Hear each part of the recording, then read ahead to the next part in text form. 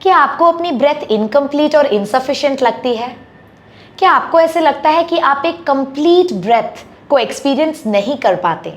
If that is the case, then this video is for you.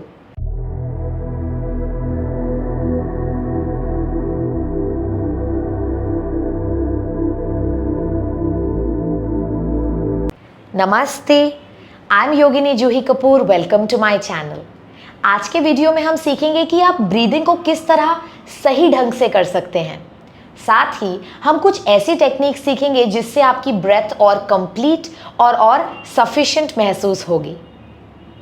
अब आप सोच रहे होंगे, ब्रीदिंग क्या ये भी कोई सीखने की चीज़ है? ब्रीदिंग तो हम तब से कर रहे हैं जब से हम पैदा हुए हैं, तो ब्रीदिंग क्यों सीखना है? ब्रीदिंग तो हमें आती है। बट अगर आप एक छोटे से बच्चे को ब्रीथ करते हुए देखेंगे तो उसकी ब्रीदिंग और आपकी ब्रीदिंग में बड़ा अंतर होगा। जब बच्चे ब्रीथ करते हैं तो उनकी बेली राइज होती है इनहेल करते हुए और ड्रॉप होती है एक्सहेल करते हुए। बट हमारे केस में हमारी जो सीटेड पोजीशन है वो काम करते हुए अक्सर स्लाउच होने लगती है और हमारी डायफ्राम को पूरी तरह से काम करने के लिए वो स्पेस नहीं मिलती। दूसरा कारण है टाइट कपड़े पहनना, tight jeans, tight T shirts, tight लहंगे। हम टाइट कपड़े पहनते हैं कई बार और इन टाइट कपड़ों को पहनने की वजह से हमारी डायफ्राम एक्सपैंड नहीं हो पाती, खासकर जब हमें ब्रीदिंग करनी होती है। तीसरा कारण है जो कि आजकल बहुत कॉमन हो गया है, हम अपना पेट अंदर की तरफ पकड़ के रखते हैं, खासकर जब हम किसी को मिलने जाते हैं या जब हम साड़ी पहन रहे होते हैं या फिर जब हम फोटोज़ खिंचाते हैं। हम फटाक से अपने स्टमक को अंदर पुल करेंगे। क्यों? क्योंकि हम किसी को नहीं बताना चाहते कि हमारा स्टमक बड़ा है या हमारा पेट बाहर आ गया है। तो ऐसे केसेस में हमें एक आदत सी बनने लगती है पेट को अंदर की तरफ पकड़ के रखने की। इस वजह से डायफ्राम की जो एक्टिविटी और फंक्शन है वो वीक होने लगती है। Over a period of time हमारा जो डायफ्राम है वो एज अ मसल वीक और डिजेनरेट होने लगता है। और ये डायफ्राम मसल सबसे इम्पॉर्टेंट मसल है ब्रीदिंग के लिए, क्योंकि ये हमें डीप ब्रेथ लेने में मदद करती है। तो अगर हम अपने डायफ्राम का इस्तेमाल नहीं कर पाएंगे तो हम एक सफिशिएंट और डीप ब्रेथ एक्सपीरियंस नहीं कर पाएंगे। जब भी आप नॉर्मली ब्रीथ कर रहे हैं अपनी डेली रूटीन में, आइडियली आपका डायफ्राम वर्क करना चाहिए आपकी ब्रीदिंग में। यानी जब आप इनहेल करें तो आपकी बेली एक्सपैंड होनी चाहिए और जब आप एक्सहेल करें तो आपकी बेली कॉन्ट्रैक्ट होनी चाहिए। बट क्योंकि हमें सांस लेने का टाइम ही नहीं है तो इसलिए हम अपने डायफ्राम पर फोकस नहीं कर पाते। तो आज के वीडियो में सीखेंगे 3 ऐसी टेक्निक्स जिससे आप अपने डायफ्राम को एक्टिवेट कर पाएंगे और एक कंप्लीट ब्रेथ को एक्सपीरियंस कर पाएंगे। तो चलिए शुरू करते हैं। पहली टेक्निक है डायफ्रामेटिक ब्रीदिंग। इसे करने के लिए हैंड को आप अपने डायफ्राम या अपने बेली के नज़दीक रख दीजिए, just slightly about the navel. आंखें बंद करेंगे।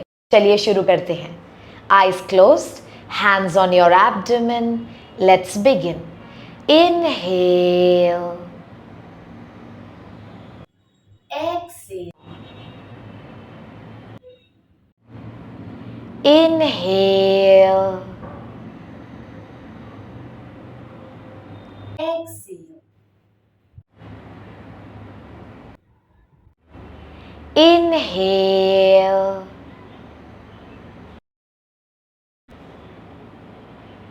exhale, inhale, exhale, release. तो आपने एक्सपीरियंस किया होगा कि आपकी ब्रीदिंग कितनी ज़्यादा डीप और कितनी ज़्यादा कामिंग हो गई है। ये इसलिए हुआ क्योंकि आप अपने डायफ्राम को सही तरह से इस्तेमाल कर पाए।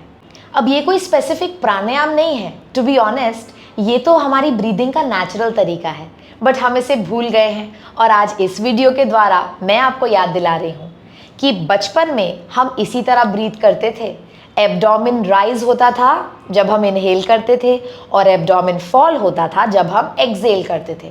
बट ओवर द इयर्स कुछ पुअर हैबिट्स की वजह से हम इसे भूल गए हैं।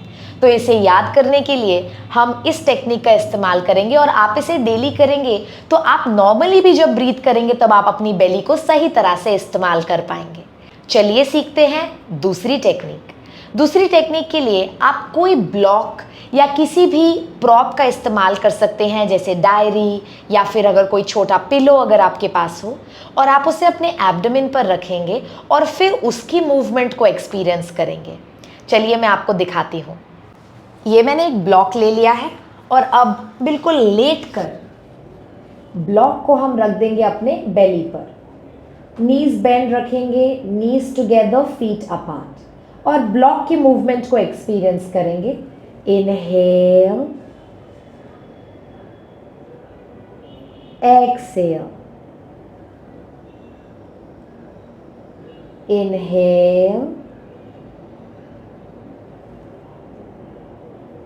Exhale, inhale, exhale, release. तो ये थी हमारी दूसरी टेक्निक। ब्लॉक की मदद से हमने डायफ्राम को एक्टिवेट किया। चलिए अब सीखते हैं तीसरी टेक्निक। हमारी तीसरी टेक्निक है ब्रह्म मुद्रा। ये एक ऐसी मुद्रा है जिसे करने से आप अपनी ब्रीदिंग कैपेसिटी को इम्प्रूव कर पाएंगे। ये आपके डायफ्राम को एक्टिवेट करेगी और साथ ही प्राणा के रेगुलेशन को भी इम्प्रूव करेगी। तो चलिए सीखते हैं ब्रह्म मुद्रा। इस मुद्रा को बनाने के लिए अपने हाथों की मुट्ठी बनाएंगे हम। थंब को प्लेस करेंगे across the palm, tip of the thumb placed at the base of the little finger, और बाकी की फिंगर्स से थंब को कवर कर देंगे। तो ये बन गई मुट्ठी विथ थम्स इन।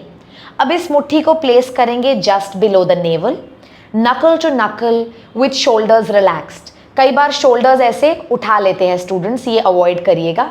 शोल्डर्स बिल्कुल रिलैक्स रखेंगे और जो आपकी हथेलियां हैं, आपके जो हाथ हैं, वो बिल्कुल आपने अपने थाइस पर रेस्टेड रखे हैं। इस तरह उठाकर नहीं रखना, रेस्टेड रखिए ताकि आपके शोल्डर्स और नेक कंप्लीटली रिलैक्स रहे। इससे हम प्लेस करेंगे नेवल के बिल्कुल नीचे और आंखें करेंगे बंद, और फिर ब्रीथ करेंगे। Inhale deeply, exhale slowly, inhale deeply, exhale slowly,